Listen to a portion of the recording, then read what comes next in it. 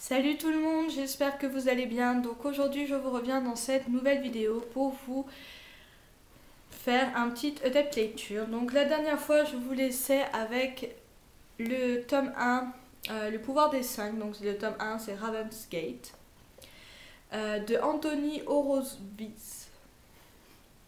Excusez-moi si je tue votre nom, hein, monsieur l'auteur. Aux éditions Le Livre de Poche Jeunesse. Donc ce livre-là raconte l'histoire de Matt Freeman qui va être envoyé dans un petit village paumé au fin fond du Yorkshire, parce qu'il a fait un cambriolage et que ça a mal tourné, et que du coup c'est sa seconde chance. Jusque-là, tout va bien, il n'y a pas de problème, et bon, il aime pas trop sa vie là-bas, mais bon, ça le tue pas. Mais il va se rendre compte petit à petit que le village n'est pas net, donc voilà, il va se passer plein de trucs étranges, il va entendre des incantations, lui-même va faire des trucs étranges parce que il a comme des genres de petits pouvoirs de télékinésie, mais il ne sait pas encore vraiment les utiliser. Donc ce tome 1, je dirais que je l'ai lu très très vite, il fait même pas... il fait 315 pages. Je l'ai lu quand même assez vite. C'était... Au début, j'avoue, j'étais pas très convaincue par l'histoire. Mais petit à petit, j'ai quand même apprécié ma lecture. Le jeune homme n'a qu'une envie, c'est de partir. Il a que 14 ans, mais on a l'impression qu'il a tout le poids du monde sur ses épaules. Il veut partir de ce village, mais il se rend compte très vite qu'il peut pas. Il a beau faire ce qu'il veut, faire prendre n'importe quel chemin, ça retournera toujours au village. C'est un petit peu bourré de mystère, mais bon, on s'attend très vite à ce qu'il va se passer. Il n'y a pas vraiment de mystère jusqu'au bout. J'ai bien aimé le Club des 5. Alors, je ne sais pas s'il va y avoir 5 bouquins. Je n'ai pas regardé. 3 sûrs, ils sont déjà sortis.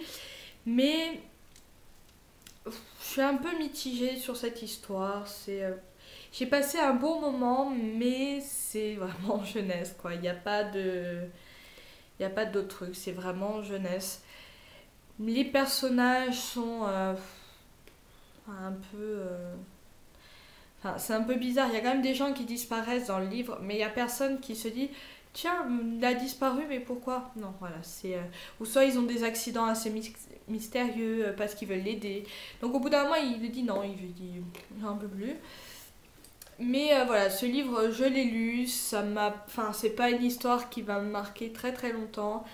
Je sais pas si je vais prendre le tome 2.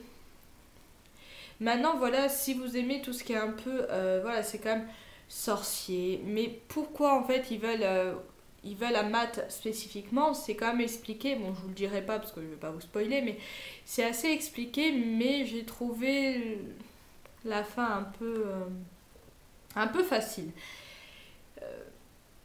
Je sais pas. Si, après, il y a une genre d'organisation qui s'appelle le Nexus qui, en gros, dirige un peu tout. Et les événements qui vont se passer dans ce tome 1 vont être, on dirait, totalement effacés de la planète. Il y a eu comme une bombe nucléaire qui a explosé, mais personne n'en parle. Voilà, c'est un petit peu tiré par les cheveux, mais c'est une petite lecture à lire voilà, quand vous avez le temps et que vous voulez pas forcément un gros bouquin où il faut se casser la tête pour savoir qui est qui. Voilà, c'est un petit bouquin sympa. En ce moment, j'ai l'impression que je lis pas mal de petits bouquins sympas. Le deuxième que j'ai lu, c'est... Pardon, en plus je donne des coups dans mon appareil.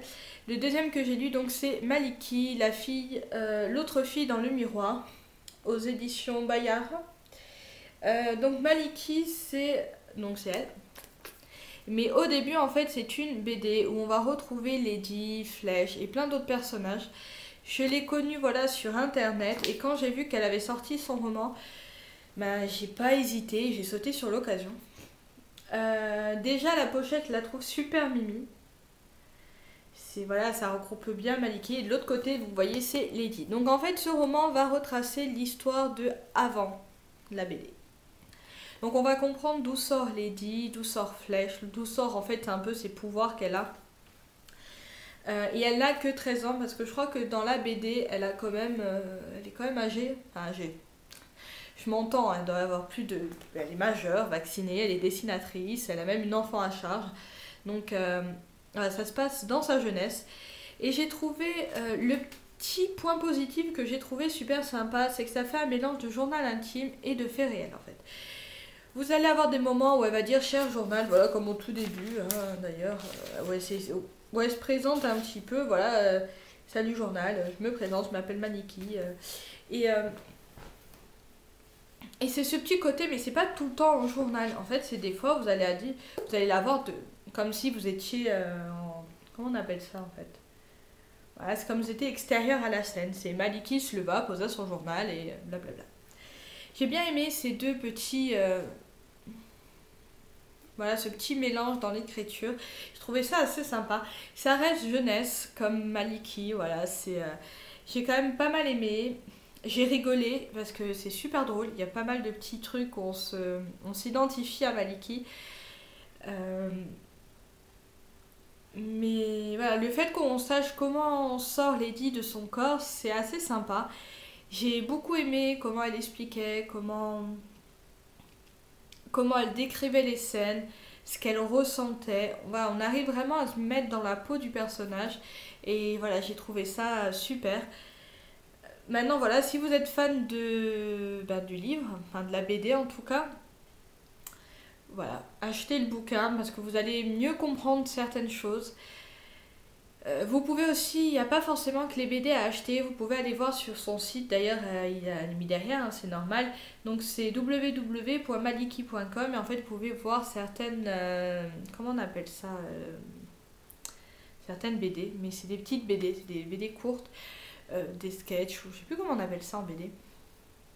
Bon enfin j'ai un trou de mémoire. Mais l'histoire en elle-même est simpliste, mais elle a réussi à mêler humour, tristesse, un petit peu de suspense. Et il reste quelques petites interrogations. Donc je pense qu'il y a un tome 2 et je l'espère parce que j'ai vraiment envie de le lire. Le truc sympa de la fin, c'est ceci. C'est elle, donc ça c'est Lady, voilà, qu'on connaît dans la BD. Et donc elle nous a mis des petits dessins, enfin je sais pas si c'est vraiment à colorier, mais j'ai trouvé ça sympa. Voilà, et là vous avez un peu tous ces personnages dans la BD. Voilà, mais dans l'ensemble, voilà, l'histoire est assez sympa. On rencontre ses amis d'enfance. Enfin, ils sont. Voilà, c'est la BD maintenant. Le livre est super rigolo. Au moment où je le lisais, je faisais souvent des sourires, où je rigolais totalement. Des fois, je tirais un peu la gueule. Je faisais. Mais voilà, donc j'ai beaucoup aimé ce bouquin. Je le conseille pour ceux qui ont lu la BD. Voilà, comme je vous ai dit tout à l'heure, ça vous apprendra énormément de choses. Donc voilà, j'espère que cette vidéo vous a plu. Je vous fais de gros bisous et je vous dis à bientôt pour une nouvelle vidéo. Ciao ciao.